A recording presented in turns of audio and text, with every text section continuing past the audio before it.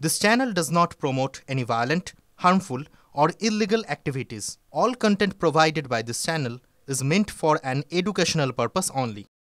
প্রশ্নটা খালি ইন্দিরা গান্ধীর নয়, স্বাধীনতার পর থেকে গত সপ্তাহ পর্যন্ত ভারতের অনেক প্রধানমন্ত্রী এসছেন, কিন্তু চিরকাল ভারত এই স্ট্যান্ডটা মেনটেন করেছে যে কাশ্মীর ভারতের অবিচ্ছেদ্য অঙ্গ। কাশ্মীর সম্পর্কে অন্য কোনো দেশের মতব্বরই আমরা শুনবও না, পাত্তাও দেবো না।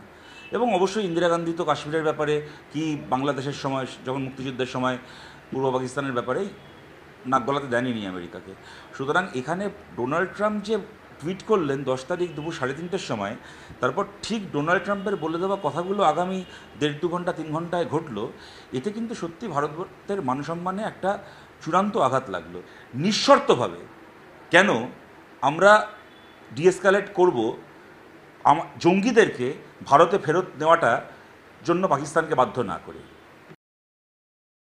তৃণমূলের অবস্থান যখন যেমন তখন তেমন। এর আগে দেখেছিলেন যখন কুম্ভ মেলায় অত মানুষ মারা গেলেন যোগী সরকারের অব্যবস্থা, এবং তৃণমূলের কিছু লোক সেটাকে নিয়ে প্রশ্ন করার চেষ্টা করলেন, এমনকি মমতা বন্দ্যোপাধ্যায় পর্যন্ত কুম্ভ মেলাটাকে মৃত্যুকুম্ভ বললেন। সেই সময় ওনার দলের রচনা ব্যানার্জি যোগী আদিত্যনাথের উচ্ছ্বসিত প্রশংসা করছিলেন কুম্ভ মেলার জন্য। অতএব তৃণমূল কংগ্রেসের রাজনীতি বলতে কোনো আলাদা করে কোনো কিছু নেই। ওদের একটাই রাজনীতি যে মাল কামাও, পকেটে ঢোকাও। এর বাইরে বিভিন্ন প্রশ্নে বিভিন্ন লোক বিভিন্ন ছাড়া গরুর মতো কথা বলে বেড়াবে। এখানে দলের কোনো নিয়ন্ত্রণ থাকবেও না, দলের কোনো বোঝাপড়াও থাকবে না। পরিবারের কাছে উনি ফিরে আসছেন, এটা আমাদের কাছে অত্যন্ত আনন্দের ব্যাপার। আর্মি যদি পাকিস্তানের সাথে কথা বলে, ভারতের সরকার এবং ভারতের আর্মি যদি পাকিস্তানের সাথে কথা বলে সফলভাবে এটা করে থাকতে পেরে থাকে, তাদেরকে অভিনন্দন।